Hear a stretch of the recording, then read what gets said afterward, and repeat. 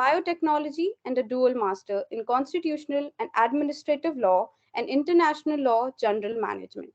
She has been assistant professor at senior scale Department of Law and Science and Technology and PG University of Petroleum and Energy Studies, as well as visiting professor GITAM Institute of Foreign Trade. She is the co-founder of Greenface NGO. She is actively associated with the Uttarakhand Biodiversity Board. She is also employed in the role of legal academician and chairperson of Vasundhara The Green Society of Law College Dehradun.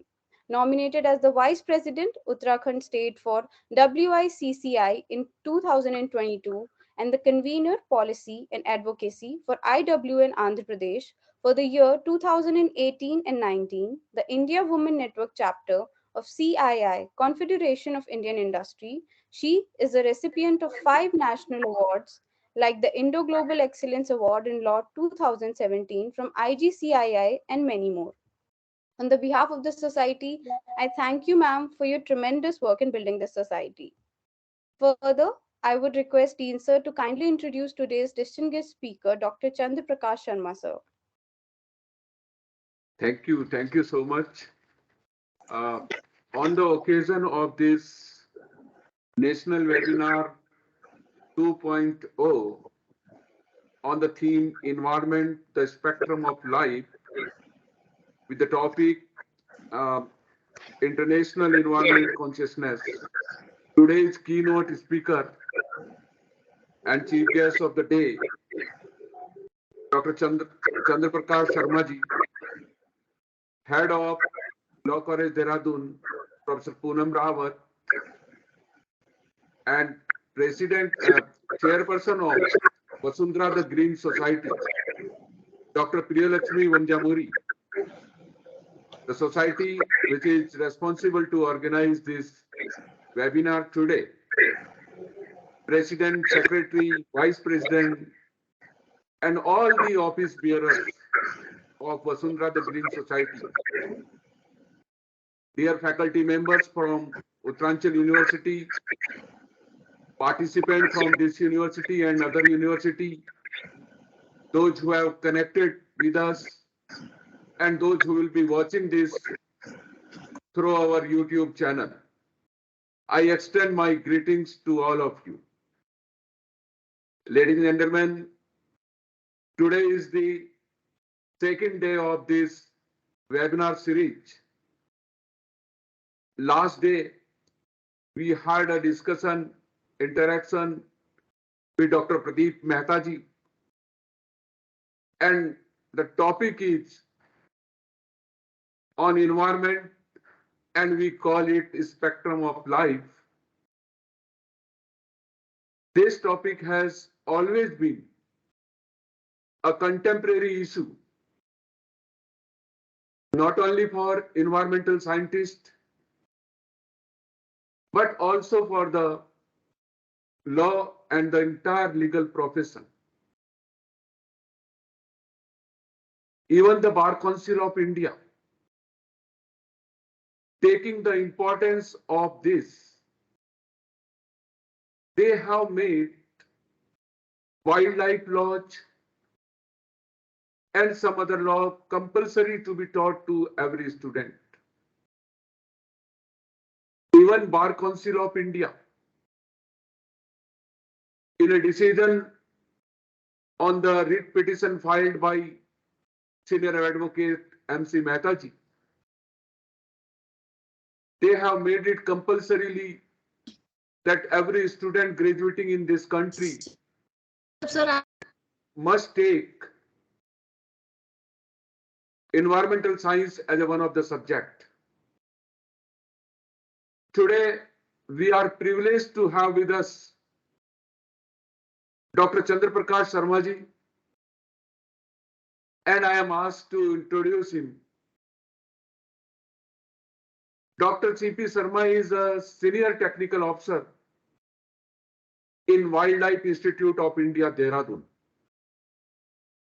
and in charge of Morphology Section in Wildlife Forensic and Conservation Genetics Cell. He has completed his MSc in Forensic Science from Punjab University, Patiala. His active area of interest includes developing scientific protocols useful for field officials and wildlife crime scene management and evidence collection. Dr. Sharma joined Wildlife Institute of India in 1994 and was involved in the establishment of first wildlife forensic faculty dated back in 1995 to 2001.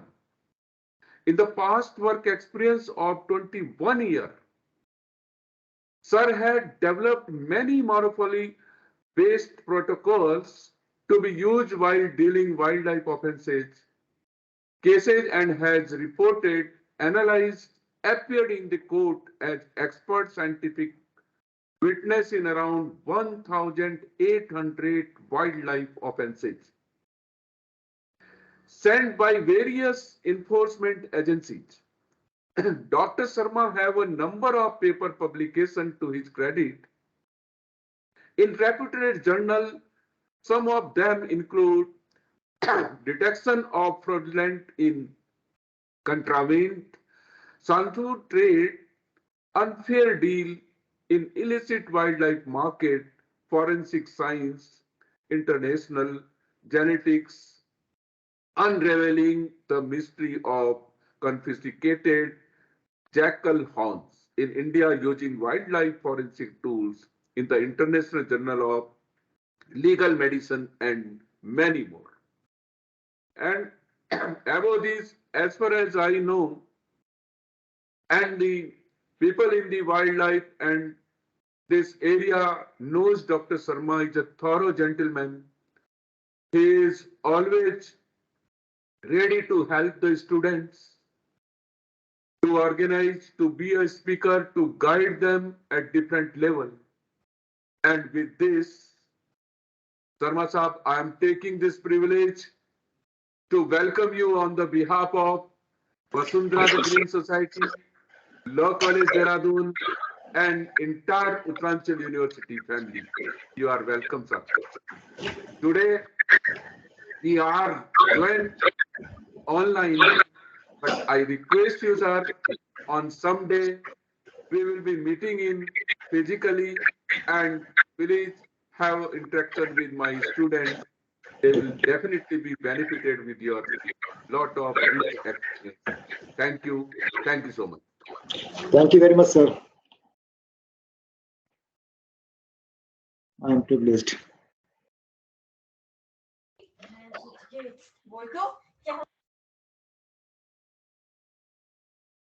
Thank you so much, sir. Now, I would like to request Mr. Ritik Agarwal, President of the Society, to deliver his opening remarks.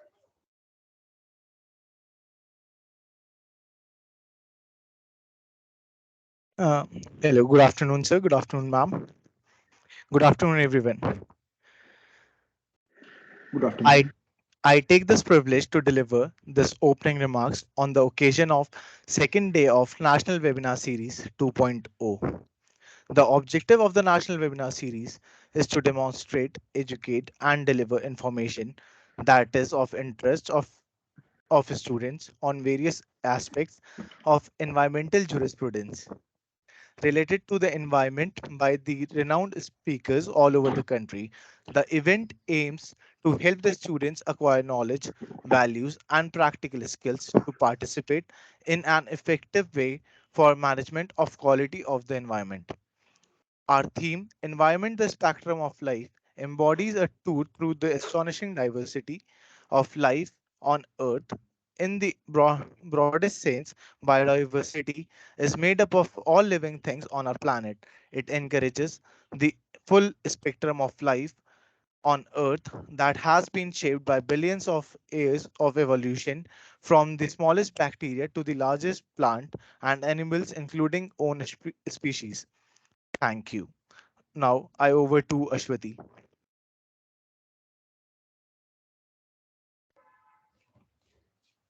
Thank you so much, sir. I would like to request our guest of honor, Dr. Chandra Prakash, sir, to enlighten us with his kind words And if anyone has any query or questions in their mind, we will have a Q&A section after this. So anyone from audience can send their questions via chat box. Thank you so much, madam. At the onset, I would like to place my gratitude to the organizing committee and especially Professor Bahuguna, Madam Lakshmi, Dr. Rawat, Madam, and all the students and faculty members who are involved in this, very nice initiative called Environment, the Spectrum of Life. Actually, if we look at the environment as a whole, it is a very, very large scenario.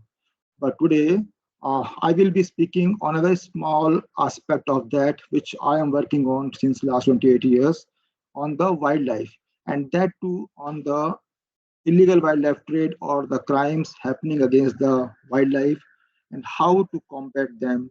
What are the species those are involved in this crime, and how best as a society we can help each other in enforcement of all the legal provisions of the law for protection of these species. So, shall I upload my presentation? Yes, sir. Yes, sir.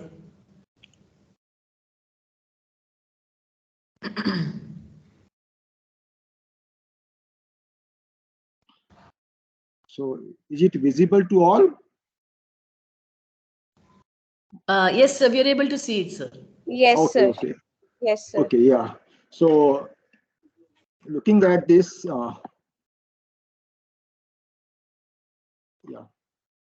So, as Professor Bahuguna was speaking, I belong to Wildlife Institute of India, which is very much in your own city in Dehradun.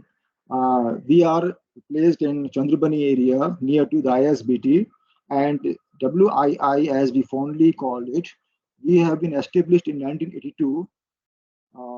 1982 as an attached office in the FRI, that is Forest Research Institute, and in 1985 we got autonomy under the Ministry of Environment and Forest and Climate Change, and then in 1992 we shifted to our present campus, which is very beautifully located among the Sal forest in Dehradun near the tunnel.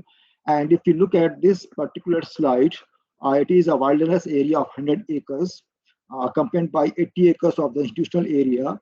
And we have a lot of wildlife also in our institute, including visiting leopards, you can see.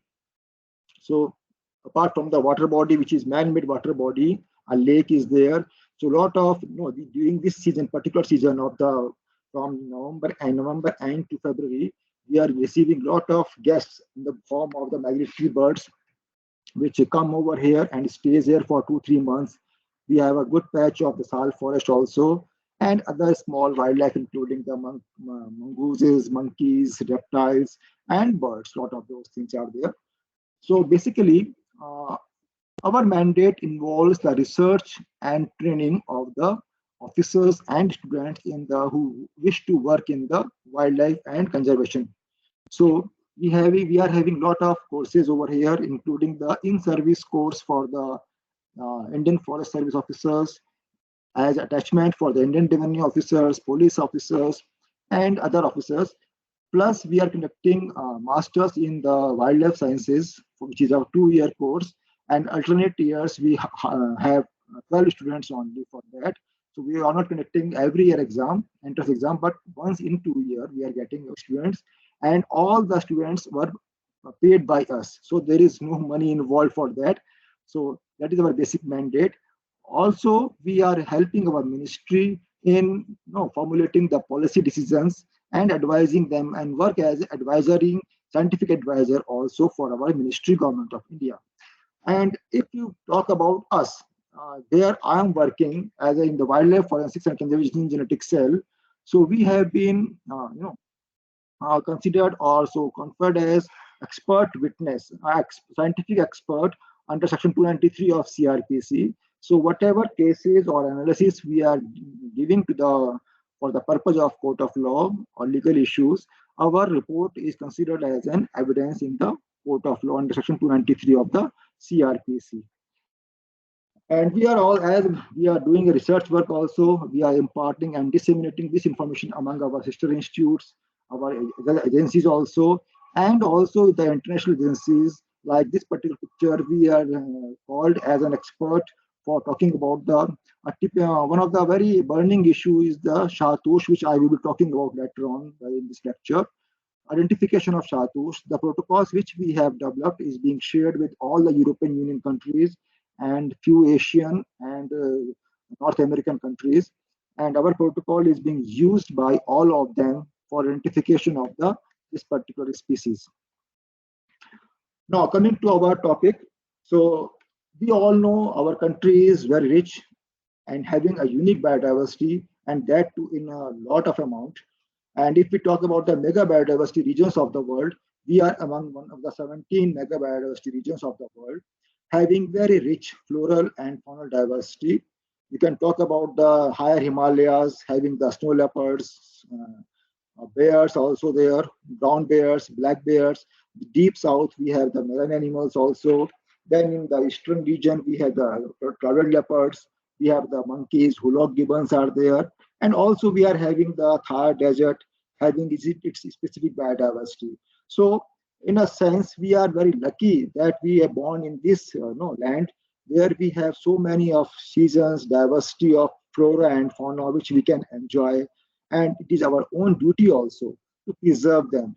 Whatever we have got, it is good to return to our next generation, if not in a good condition, at least in that condition which is available to us. So it is our duty not to, not to divert it further or degrade it further. But as we all know, in nature also, a lot of things happens. Okay, like we have 5 big mass extinctions still now, and we are assuming the sixth is ongoing. As we can see in the earlier extinctions, lot many species and biodiversity were lost. Initially, in the marine species were there only. There were no land life initially. When the earth gone out, it becomes cold enough to survive the life. So initially, lot of things happened. Lot of volcanoes eruptions were there. Lot of asteroids were celestial things were happening, and we lost lot many species there because of the uncontrollable things which are beyond our control.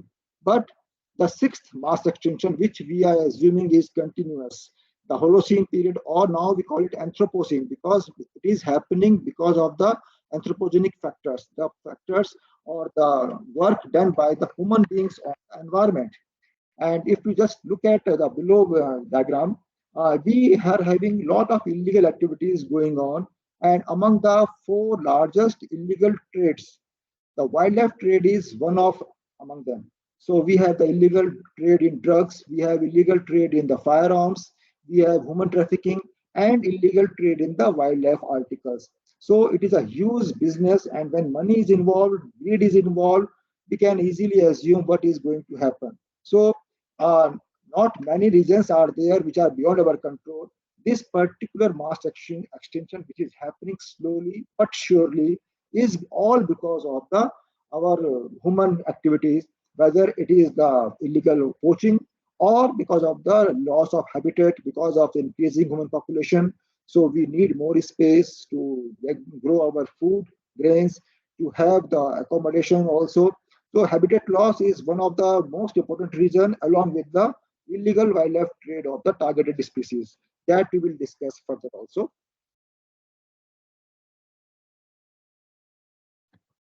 So as Sir, if I may just disturb you for a yeah, minute. yeah. So if in case you're browsing through your slides, we don't see your slides moving, sir. If you could just look into that. Okay, okay, sorry. Yeah, sure, sir. Can you see it now? So we can see your presentation, but your slides are not moving, sir. No, now it is moving? No, sir. No, sorry. So shall I upload it again? That will be good, sir. Yeah, now it's moving, sir. It is moving. Okay, sorry. Yeah. Wait. So we request you also to keep it in the slideshow mode. It was in slideshow mode. Let me see.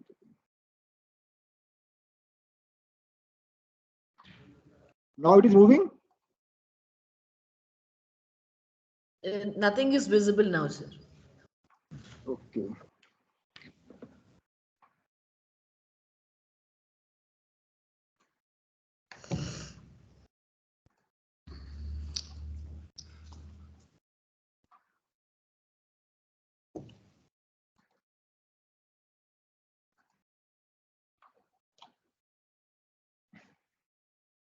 Now I had again uploaded it. Yes, sir. It is moving. Yes, sir. Yes, sir. Yes, sir. Okay. Okay. Sorry. I'm sorry. So No I will problem. be okay. So we're talking about the biodiversity of India.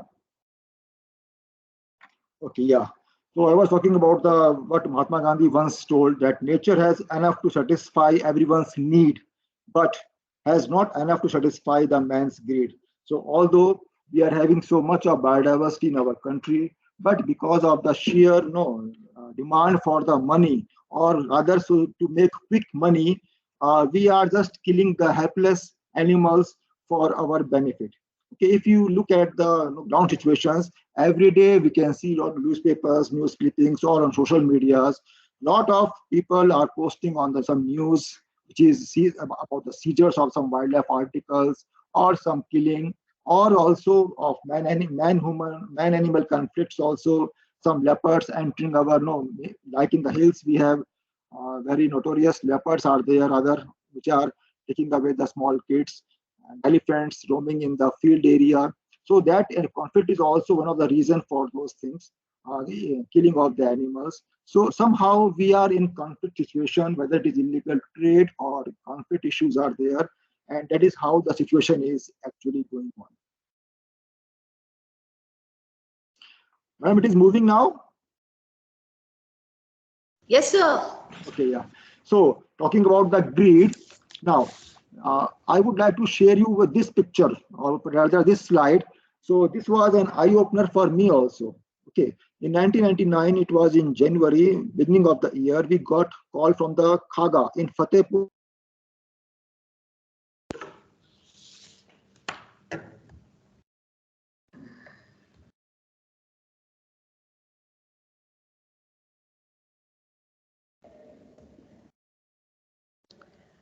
It looks like a network glitch from the speaker's end. Please bear up with us. We'll be back with you shortly.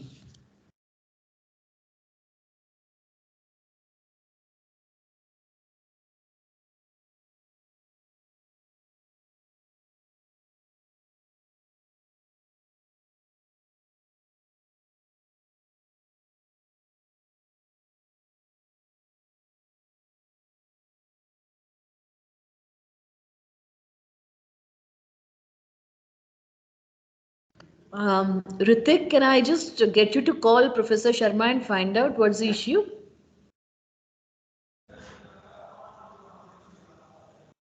Ashwati?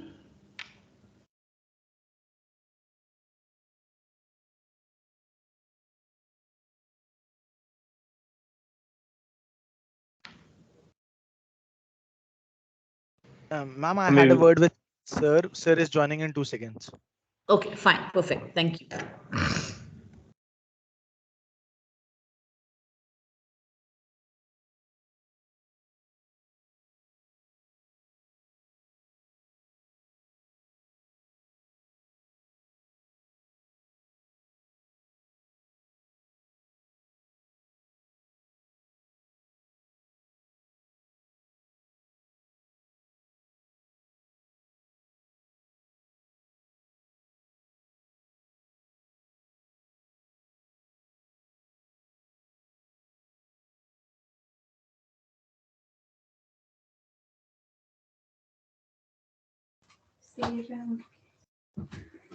Game खेलते हैं yes ma'am ma'am उस time mic disabled था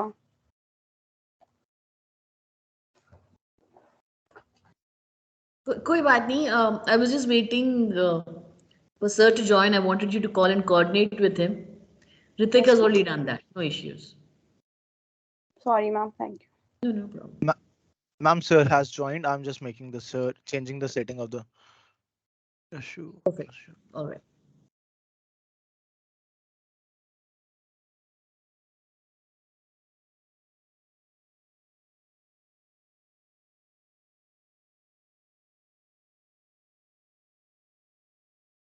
Sir has left again.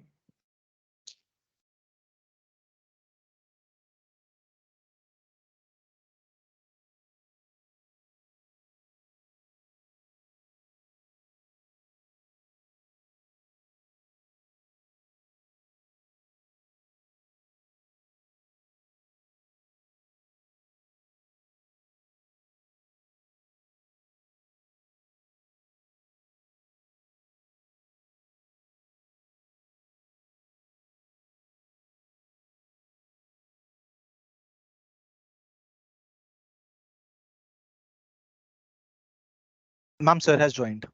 Okay. Yeah.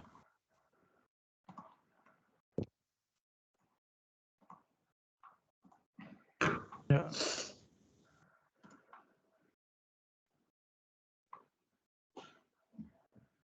Now I am audible. Yes, sir, very much. I'm, Yes, Yes, I'm sorry. yes. I'm yes, sir. extremely sorry. This is call drop, something like that is happening. No, sir, it happens. Yeah.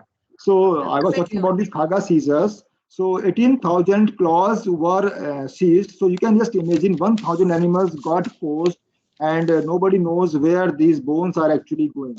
Okay.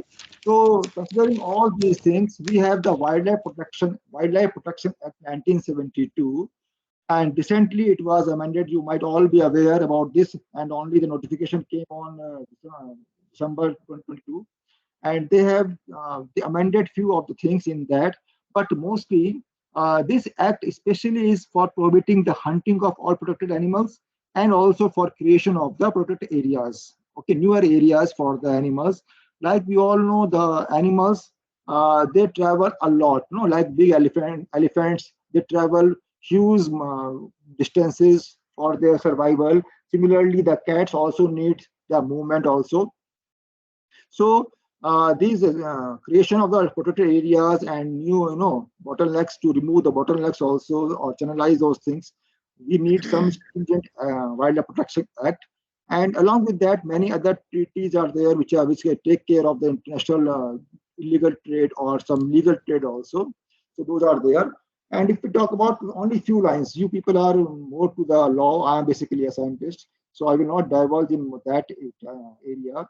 But basically, the types of offences involves the unauthorized entry in the protected areas, and no entry with some highly inflammable chemicals, some weapons, or causing fire, destruction of the habitat of the animal, taking some riverbed material out of the area, and unauthorized possession of the live part or derivative of any animals listed in the schedules of the act. In the recent amendments, earlier it has 6 schedules. Now it has only 4 schedules.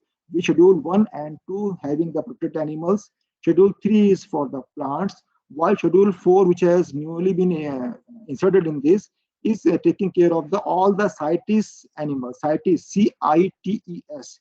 It is one of the international convention on the illegal trade of the endangered animals. So all the animals, those were there listed in the CITES, were also inserted in our act now. So we have to take care of the not only the endemic species but exotic species, means a species which are found outside the India also.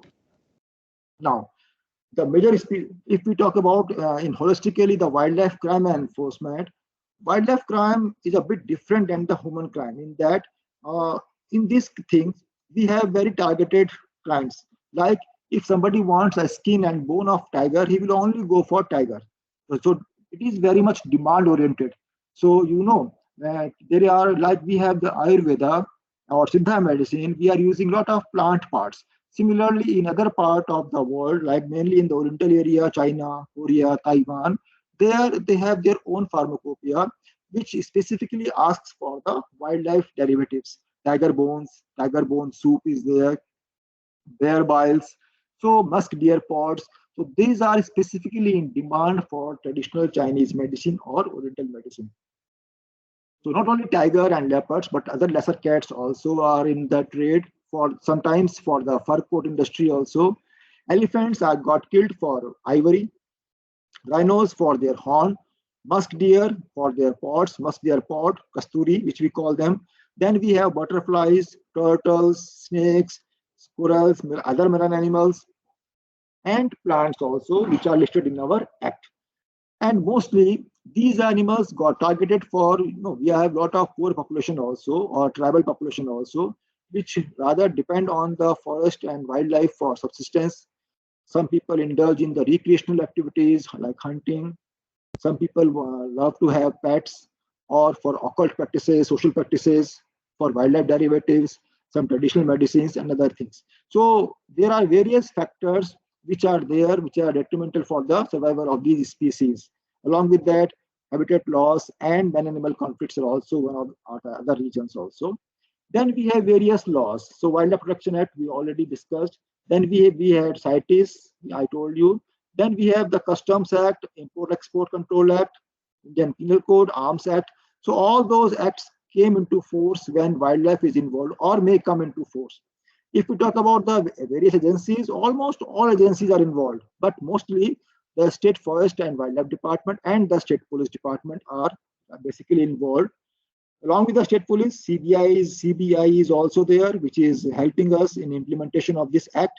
Then we have Indian Customs and Director of Revenue Intelligence, other paramilitary forces like the Central Industrial Security Force manning our airports and seaports, Indian Coast Guards, Border Security Force, Indo-Tibetan Border Police, Sashastra Seema Bal, Assam Rifles, Railway Protection Force or Government Railway Police. Then Foreign Post Office. Then we have Wildlife Crime Control Bureau, which is the management authority of the Government of India, which is basically dealing with intelligence collection and implementation of all the acts and interaction with the foreign countries also. And also people from the airline security staff, they are also helping us. We are training them also, teaching them also about this illegal trade, and they are also got involved in sometimes implementation of these acts. Okay. Now, which are various types of wildlife parts. Again, in case of human beings, usually there are very few parts which are available, some bones, meat, blood, teeth, hair, something like that. But in case of the wildlife species, we can't imagine the various parts or derivatives in which it may come. So we can get whole carcasses of the animal, meat, tissues, skin, it may be dried, salted, tanned, then finished products, hair, fur or wool, bones of the animals, horns and antlers, teeth, canines, including the ivory, elephant tusk, claws, nails, feathers, bird feathers, blood in various forms, dried on some substrate, cooked meat, salt, pickled meat also, then crafted items. So you can just see it may come in any form, complete, incomplete, derivative, mixed, medicine form. So it is a big challenge for us as scientists to develop the protocols for their identification. Again, if we talk about wildlife forensics, it is a very comparatively new science. No, if we just compare with the human forensics, that is more than 200 years old. We all know about Sherlock Holmes and other people working in the initial 19th century. But if we talk about the wildlife forensics, it was only during the late 70s or 80s that people in the North Americas or Africa, they thought of this science to develop, and it becomes illegal to have such things. Earlier it was all legal. Also, in case of the human forensics, we have only one species. But if we talk about the wildlife forensics, we have more than 80,000 species in the even Wildlife Protection Act, in our act, and over 35,000 species under CITES.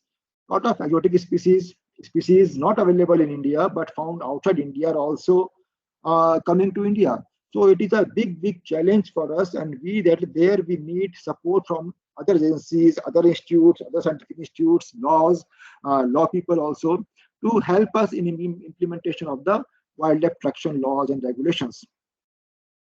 So now, if we talk about in general terms, if we talk about the illegal wildlife trade, generally it comes to our mind of only the large animals like tigers, leopards are there, bears and elephants. But these are not the whole story. If we really want to know about the illegal wildlife trade, we have to think in a complete way. It may have the otters or udgulaw we call in Hindi. We have leopard cats, small cats, just close to the leopard cubs. Then we have monitor lizards. We call them It is found in Dehradun also. Okay, and we have other lizards like Uromastics, mongooses, nevla, civets, bijou, we call them in Hindi. Then we have snakes, python, turtles, tortoises, owls. Owls mostly post during Diwali time. So a lot of these poor birds got killed or sacrificed during the Diwali because it is being considered as the Vahan of the goddess Lakshmi. So these small animals also got huge in trade, which are, silently they are vanishing from our earth. So lot of animals getting extinct without our information. There we are much more concerned along with the large animal survivals. Coming to specific animals now. So this is one animal which is very much high in trade and highly endangered. This is Tibetan antelope. Scientifically, it is called Panthalops hoxani, commonly also called as chiru. Mostly, as the name implies, it is mostly found in the Tibetan plateau. You can see on the foreground, background picture, very dry, barren land. Most of the time, it is totally covered with snow. The temperature there remains around minus 30 degrees Celsius mostly. So, to survive at that low temperature, this animal has developed very fine underfur or body hair. It is a mammal like us, so no doubt body hair will be there, but those hair are quite thick. To survive at that low temperature and with the cold blizzards, this animal has developed very fine underfur called tush. Tush in Persian means very fine wool. And Shah means, Shah Tush. Shah means king for the royal. And Tush is the wool. So generally in the trade name, it comes as the wool for the royals. Okay, and this animal got killed mostly in the Changtang Reserve in Tibetan Autonomous Region. And small population, few hundreds are there in our part of the Changtang Reserve and Changchingmo Valley in the Ladakh area. And but their poaching has not, no poaching has been reported. The mostly the poaching is happening in the Tibetan Autonomous Region. But the thing is that this wool is so fine that few artist families in Kashmir, they can only weave it. So it is not a new trade. It become illegal recently, but this trade is more than 4 centuries old, 4 to 5 centuries old, and lot of invasion took place from Central Asian countries. Along with the armies, lot of artists also came and settled in India. So during that time, might be this animal was available everywhere. So they people who are dealing in generations in the weaving of this are now very much in demand, and these shawls fetch a huge money. Okay, a single shawl takes around 1 month to 3 months to weave and embroider it, and then they fetch a lot of money. A lot of trade is going on for this wool. Along with the Tibetan antelope wool, which is called Satush. Hello, again. यार अभी तो मैंने किया था, हो तो क्या था, पहले हुआ कुछ.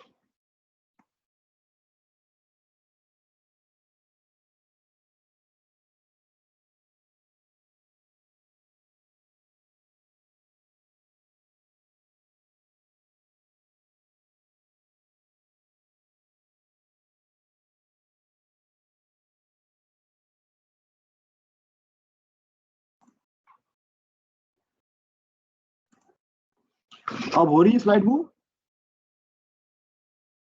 Yes sir. अब मूव कर रही है, देखिए कर रही है मूव. यस सर, आ गया शायद उस पश्मीना.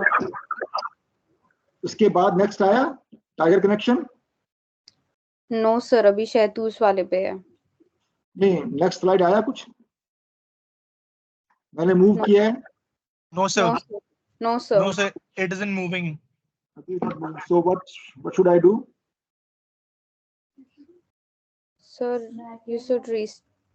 अब कर रहा है move. Yes sir, it moved. Yes sir. So I think it is not moving in the slideshow mode. Okay sir. So let me try this only. Okay. So Okay. Along with the Tibetan antelope wool, which is called Shatush, we have other wool also which are legal. No, we can have them, like Pashmina goat wool called Pasham, and also the Angora rabbit wool or Angura. So these are there which are legal, but Shatush or wool from Tibetan antelope is illegal, and it is placed in Schedule 1 of the our Wildlife Protection Act.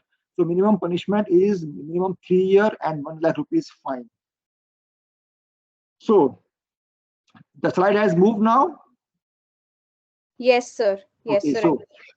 so as I was telling you, the wool has to come to Kashmir in India, and animals got poached in the Tibetan Autonomous Region. So as it is all illegal, so definitely some smugglers will be involved. So we have to keep in mind that a smuggler, when something he is bringing, he must be having something to take out. So what he can take out from India, which is not available in that part of the world. So as I was mentioning earlier, in the Oriental region, China, Korea, Taiwan, there is a huge demand for the tiger bones. So, and that is why as soon as the Tibetan antelopes got poached or killed in the Changtan Reserve in Tibetan Autonomous Region, there is a definite pressure there, we assume, on the tigers and leopards of India and Nepal. That is why, although these animals are in very few numbers in India, no poaching is happening. But again, we are very much concerned about this illegal trade because it is detrimental to the survival of the tigers and leopards in India and Nepal. So I have been working since 1996 on this thing, and I'm really too happy to share with you that during this year only we could publish three papers on that because whenever you caught hold of somebody, definitely he will say that no, I am not a culprit, I am not doing it knowingly, unknowingly, whatever he says, and also that the technique which we are using is not sophisticated, something like that. So we could publish three scientific papers this year only, and also Bureau of Indian Standards, okay, and Ministry of Textiles. Along with them, we could prepare this amendment for the identification and labeling and marking of Pashmina products. Like for Pashmina products, there was protocols were in place, but we could able to put inside that shatush, the hair from the wool from the Tibetan antelope should not come as contamination in that. If it comes under contamination, then it will be illegal. And also we could publish a field guide with our Ministry, Wildlife and Control Bureau. So I hope now the things have been settled at least for the shatush. It took more than 25 years for us to come to this area. So you can just imagine, single species, it took more than 25 years to convince the judiciary, to convince the scientific community, to convince the weavers or dealers that our technique is perfect, this trade is illegal, and now henceforth we will not listen to you. Okay. Now we were talking about tigers, not only tigers. So we have in total 5 big cats in India. So those you might be knowing. Apart from tiger, we have the common leopards. We have the snow leopards found in our Ladakh area, Kargil area. Then we have in Sikkim also, in Uttarakhand also, Himachal also. We are having snow leopards. Then we have clouded leopard on the right top. Clouded leopard found in the northeast, and the Asiatic lion found in the Gir in Gujarat. So only the skin of lion we could not find still now we could not find in the illegal trade, but rest 4 animals, 4 cats, skins are always there. Bones of all the big cats are in illegal trade. Bones, claws, canines, they are all in illegal trade. Okay. One more aspect of this illegal wildlife trade is that it is all illegal, we all know. But no, the demand is always there. The once you put something as illegal, people were having the more money, they will definitely vouch for it. So a lot of fake articles are also floating in the market. So we are getting a lot of fake skins also.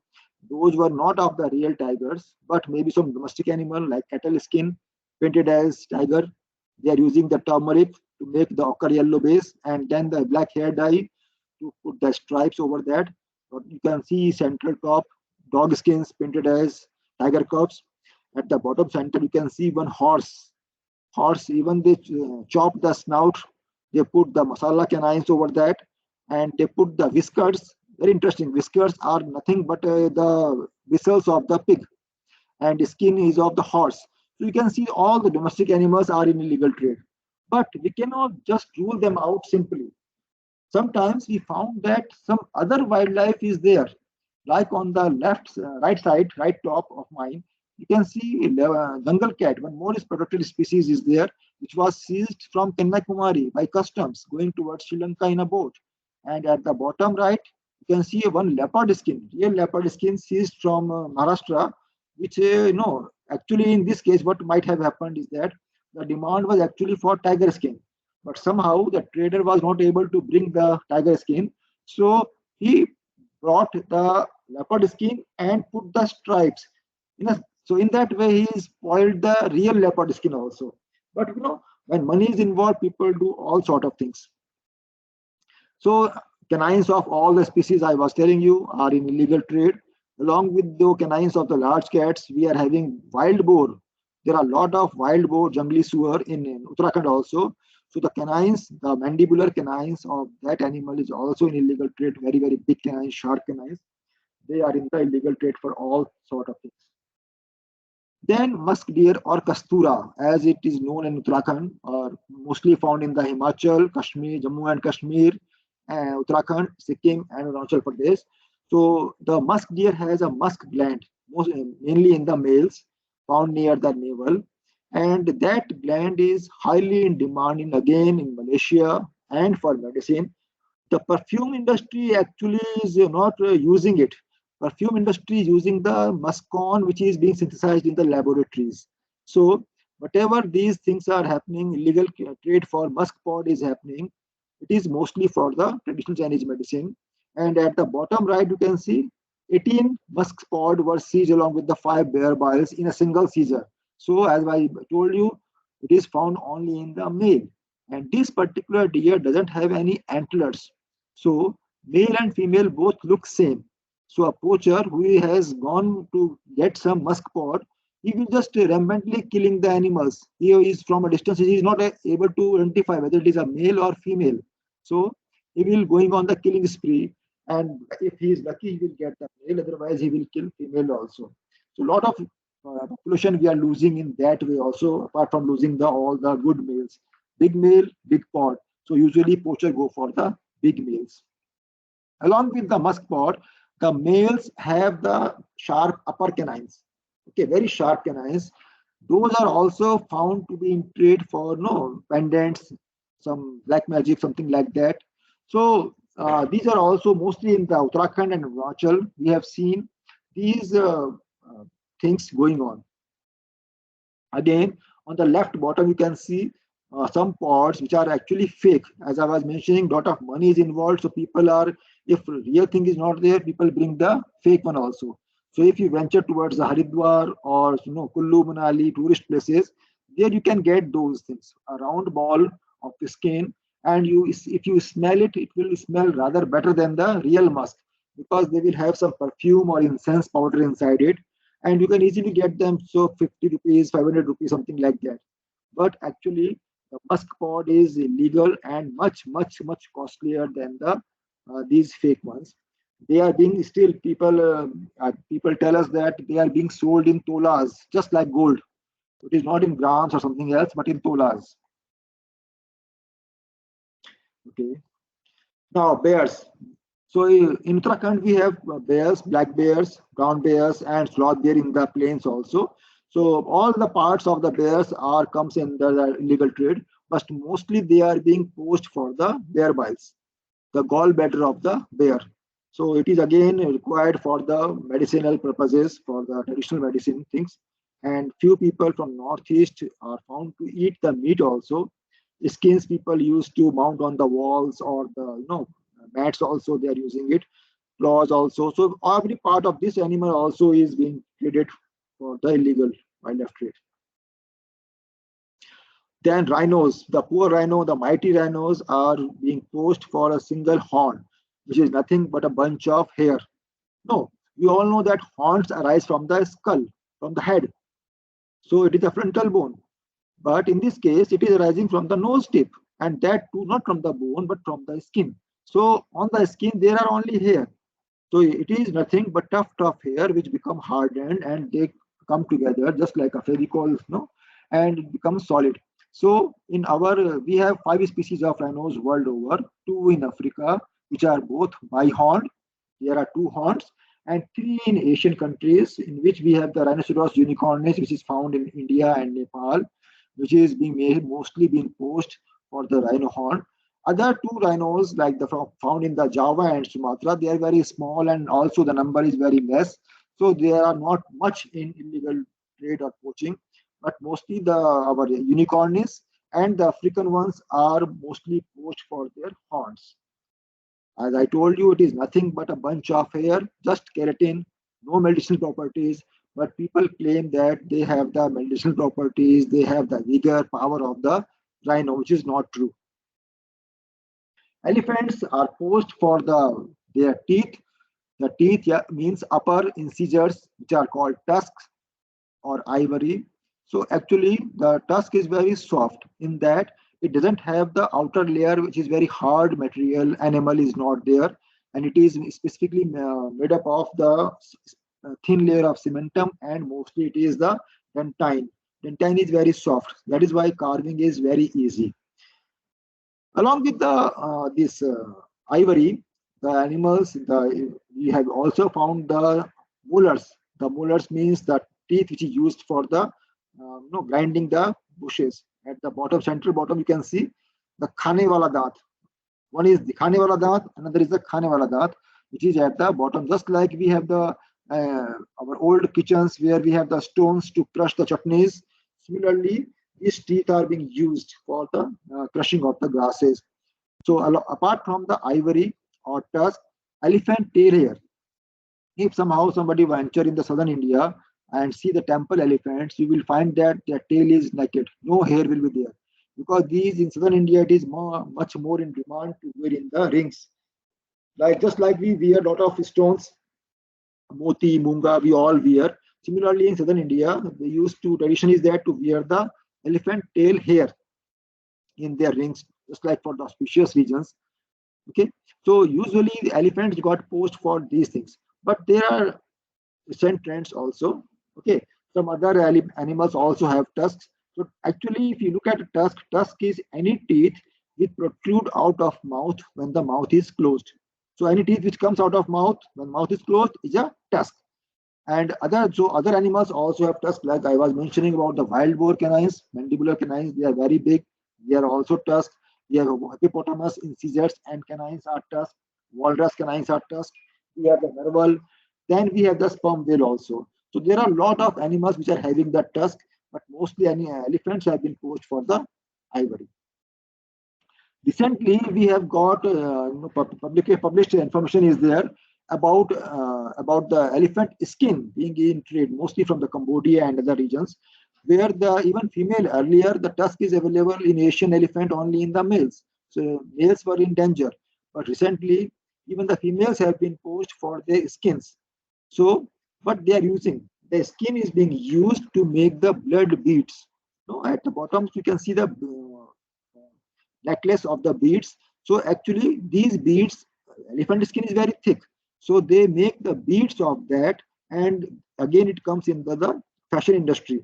So now the female elephant are also in the danger of being poached along with the Asian elephants.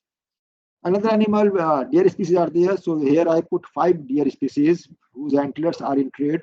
We have the barking deer, the kakad, the cheetal, spotted deer, the sambar deer, the hog deer, and the swamp deer. All 5 deer are found in Uttarakhand. Swamp deer is found in Jhalmil near Haridwar, and hog deer in the nearby Uttarakhand also, Pilibhit area also. So these deer antlers, they are usually every year they fell down naturally and again regrow every year. So even picking up the fallen deer antler is also punishable under the act.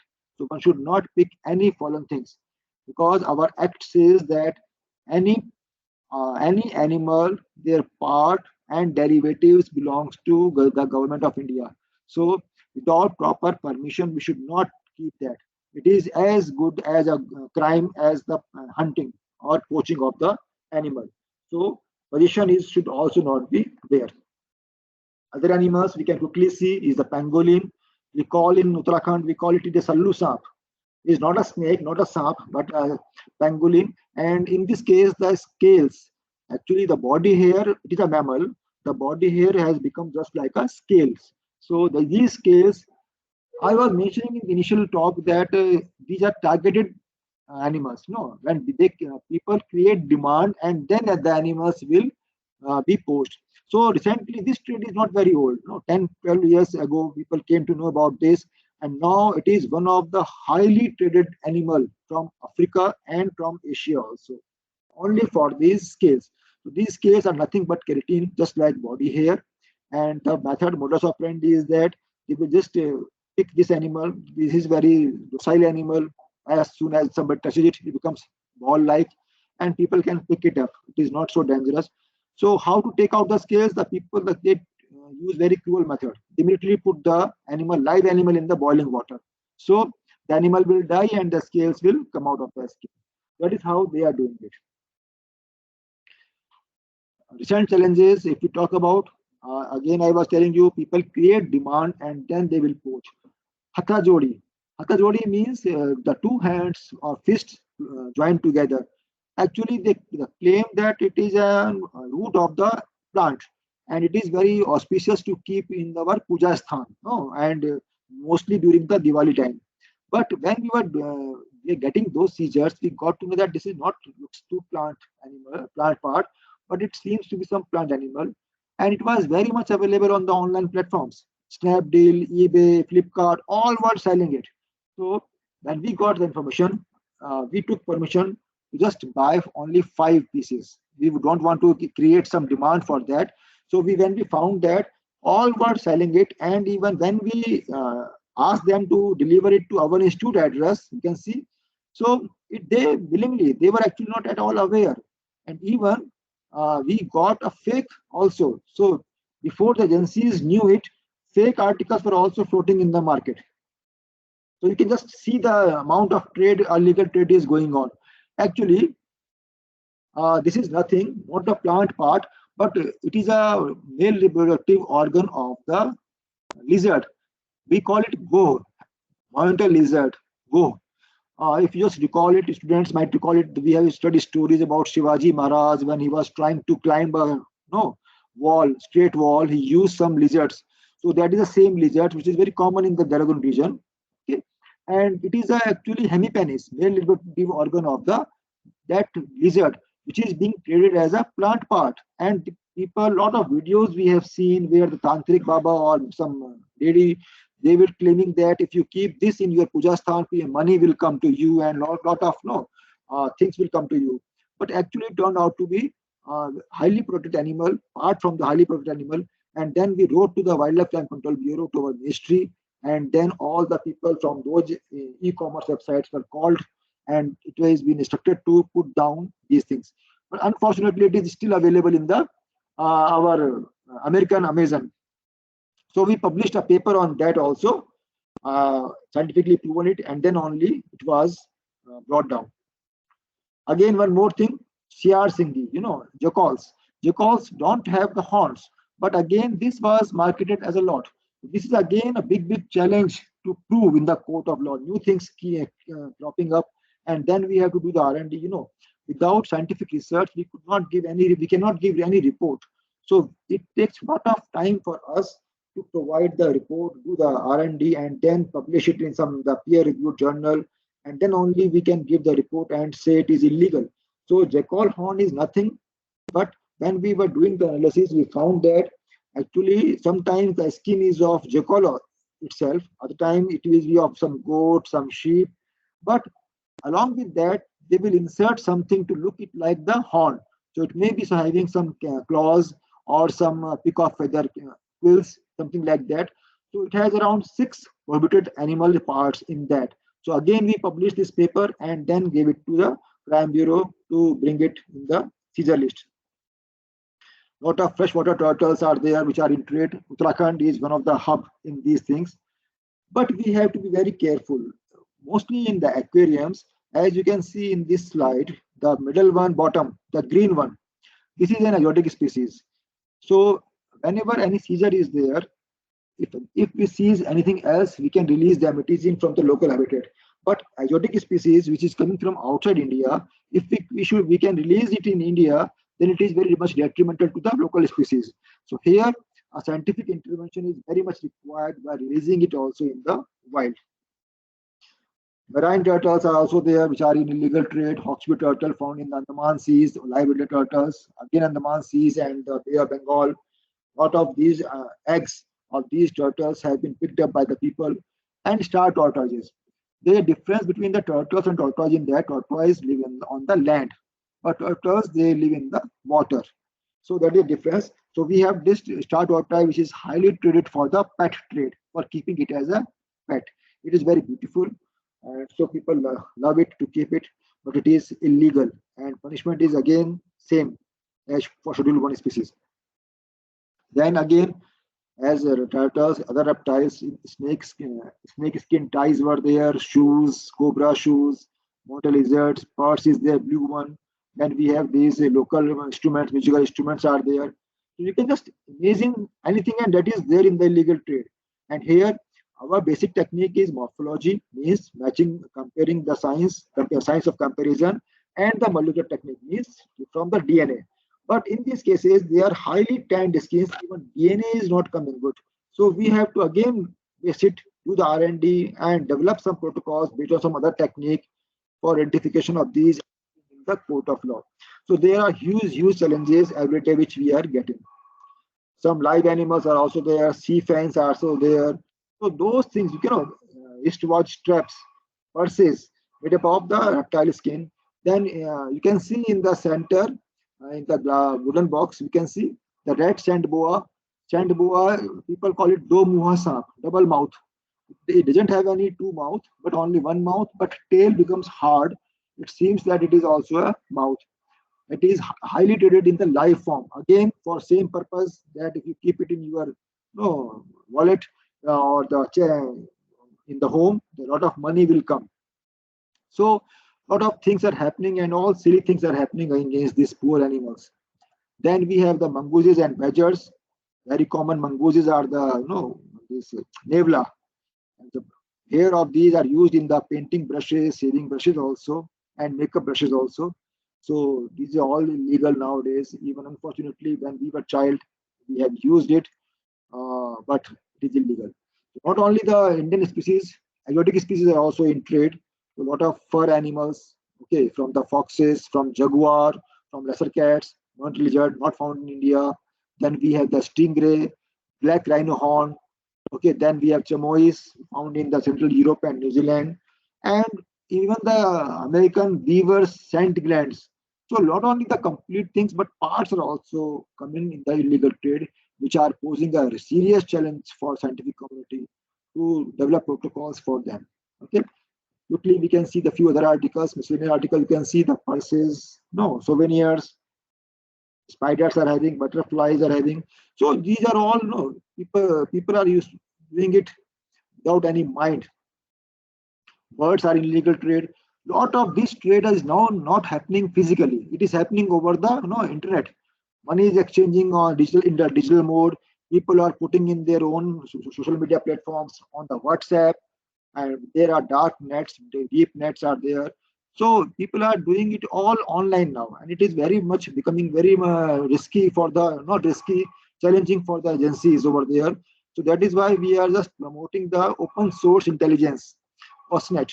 So that is how we are trying to help and the enforcement of these things also. You can see live birds, birds feather also, even the peafowl feather. Peafowl feather trade is illegal. Okay. Then we have those grape fowl, the neck feathers of which is highly demanded in the illegal wildlife trade, in the fashion industry also.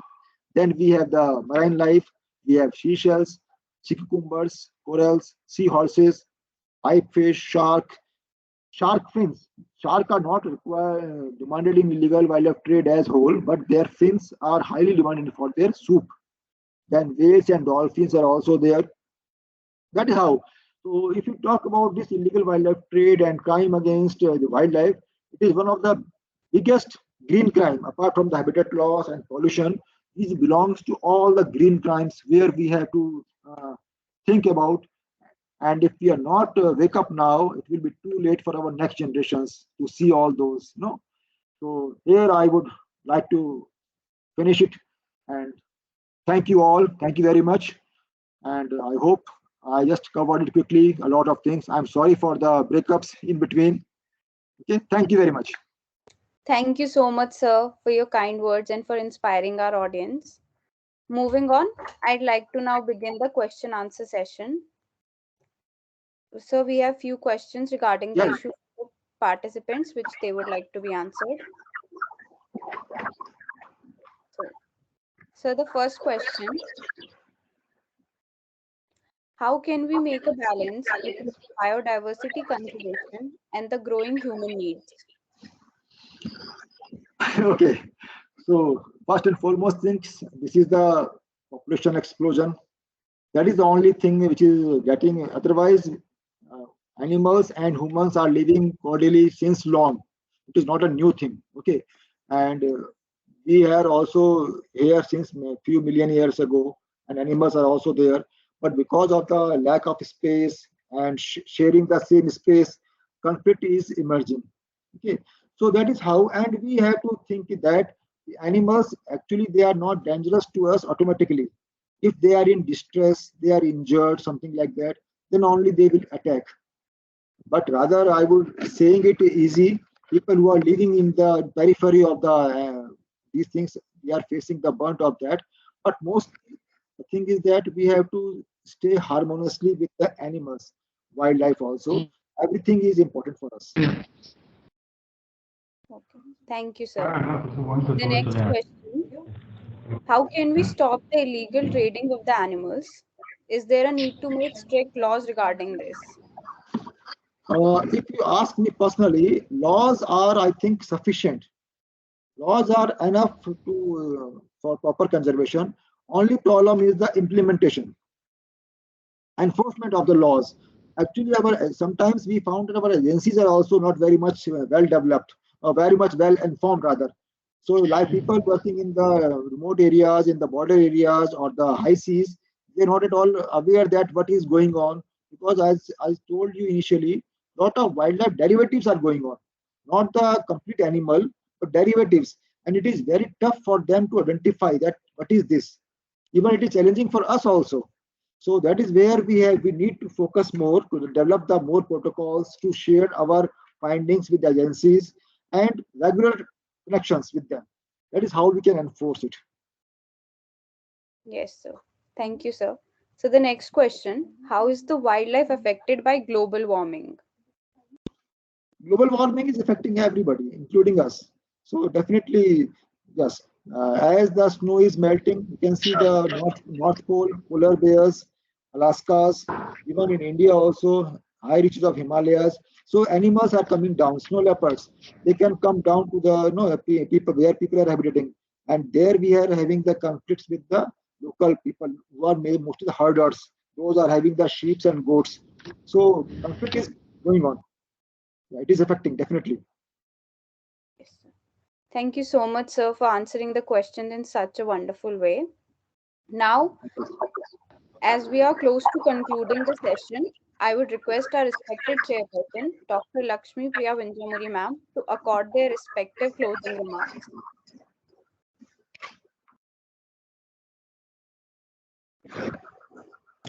Thank you so much, Ashwatisha, and much obliged, CP Sharma sir, for having joining us this afternoon and spending quite a substantial amount of time in enlightening us with your, I must say, extremely pictorial and realistic pictures on wildlife and the crime against wildlife per se. And I completely agree with you, sir, that the enforceability of the legal framework that we have, that becomes a challenge, whether it is about the sites, CITES animals which are identified under that, or the wildlife as we know, the indigenous wildlife or native wildlife as we call it, be it plant or animal. The conservation of biodiversity, to my understanding, is something which is very pertinent. One, from the um, environmental sustainability perspective. The second, because this is an ecosystem and we're trying to kind of disrupt it. If you disrupt any one of those in the particular pyramid. So I think it's something which is very primary. We keep studying about it, and then of course we have a lot of laws, and then unless something really drastic happen, we don't really look at an amendment. And even if we do look at an amendment, the enforceability is a big challenge because most of the time the poachers, as we call them, or the wildlife criminals, as I would like to call them, and the state or the officials, whosoever it might be, they are hand in glove, and this is a sad reality. Let's admit it. It's a sad reality that the enforceability cannot happen because unless there's evidence out there, and evidence will not come unless, of course, people are sensitive beyond materialism to the ecological pyramid per se. So today we had with us Professor Sharma. Thank you so much, sir, for the talk. It was really very nice for me to see these range of animals coming from animal sciences, as I am primarily. And then we used to talk about the various animal products. Many a time it's understood, like sir said, we do not know what comes from which animal, but then we nevertheless go ahead and sacrifice it.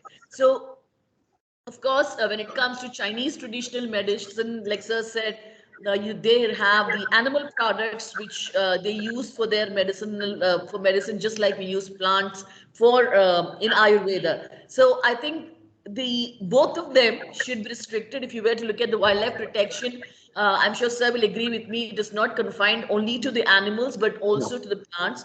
And we have these designated plants, we have these protected plants, like for example, you have the orchids and you have the nepenthes and other plants which are to be protected for not just their medicinal value, but for the fact that they are a part of the biodiversity at large. So we have a couple of species which are come under the protection of the Wildlife Act in itself. So today's talk had been extremely enlightening. Thank you once again, sir, for being with us this afternoon.